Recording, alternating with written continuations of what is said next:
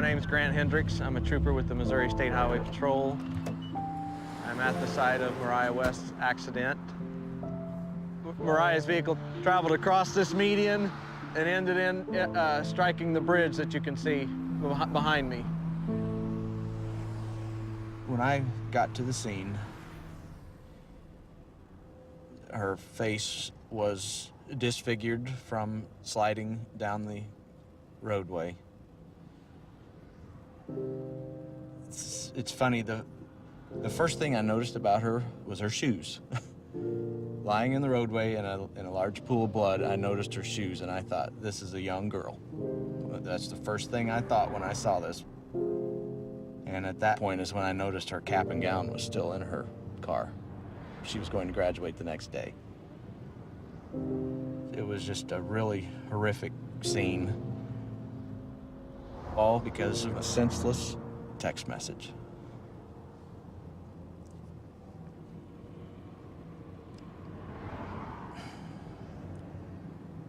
It's just sad. Sorry, it's just sad.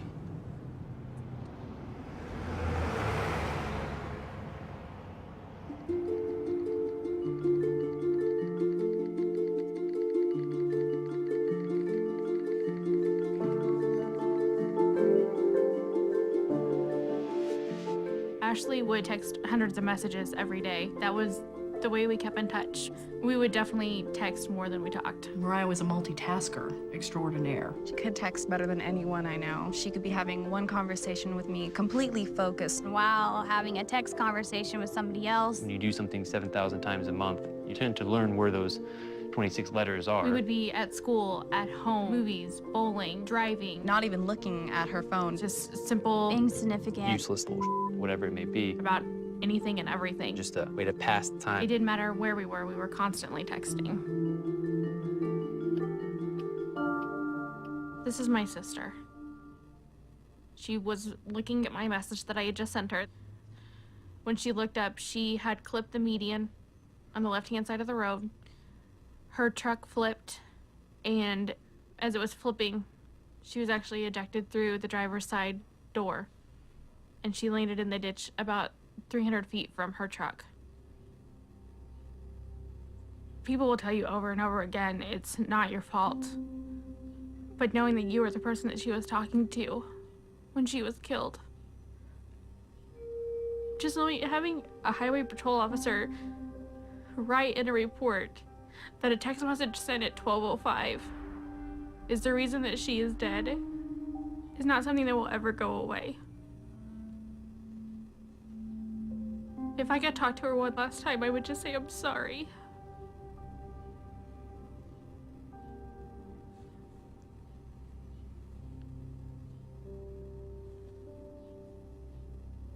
This is her cell phone that she used in the accident. 4 little letters. That's what killed her.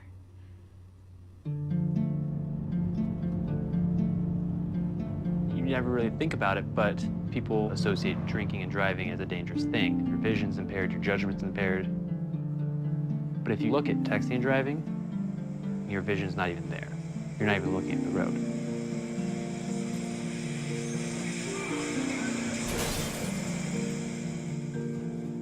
If someone would ask me to drive down the road and close your eyes for 5 seconds or 6 seconds, I would never even attempt that.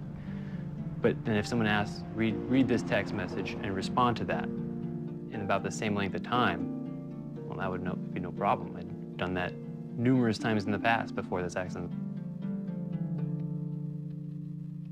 I was on my way home. I had my girlfriend in the car, and I'm just reading a text message, responding. I was looking up every couple seconds or so, like I always did. And I just hear a loud scream next to me, and the next second I look up and I see a bicyclist crashing the windshield.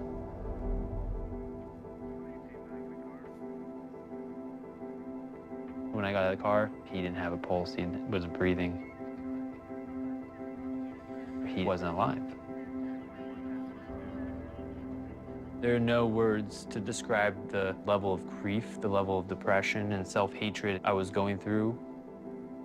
My first year of college, I just remember one girl recognizing me and saying, oh, I remember hearing about you.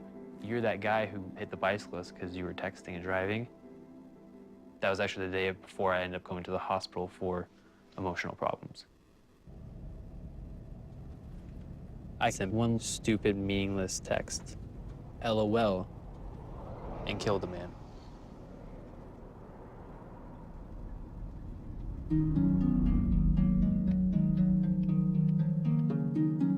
People don't realize it could just take 3 seconds. I was going to the movies and the car just went directly into a tree and it was a direct collision. I was the passenger. I collided with the tree on my right temple and I was declared dead on the scene 3 times. I used to be able to drive. I used to be able to go for walks. I used to be able to run around town by myself. I used to have a job. I was normal. And all this, I cannot do anymore because they had the text. This is the text message that changed my life forever.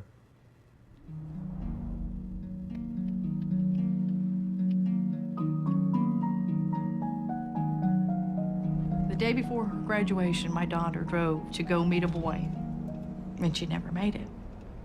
Today, she would have been 19 years old, exactly. Mariah never wanted a minute to go by that she wasn't doing something. She wanted to do everything all at one time with friends and family and just having a good time. That's what she loved. Friends would tell me from school that, you know, the best part of the day at school was Mariah coming down the hall because she'd stop to give everyone a hug.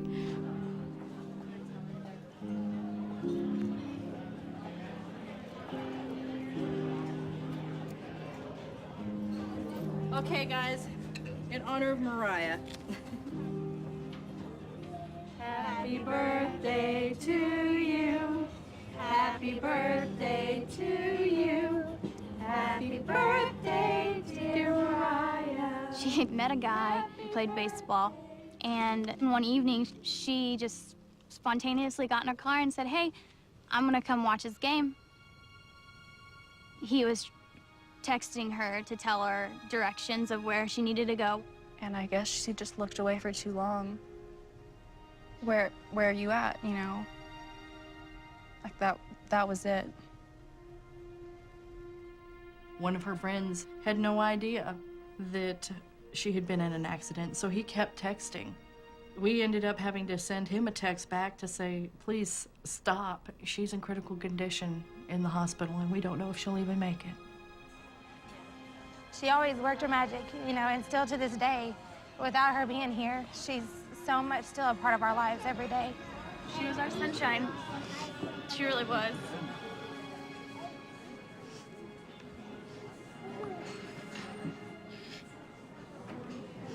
She was. It's a simple text message. Where are you at? 3 simple words. She paid the ultimate price for her actions. I've had to do this more than once. Mariah is not the only victim that I've dealt with. And it never gets any easier. And it won't get any easier. What is worth losing your life over? That text message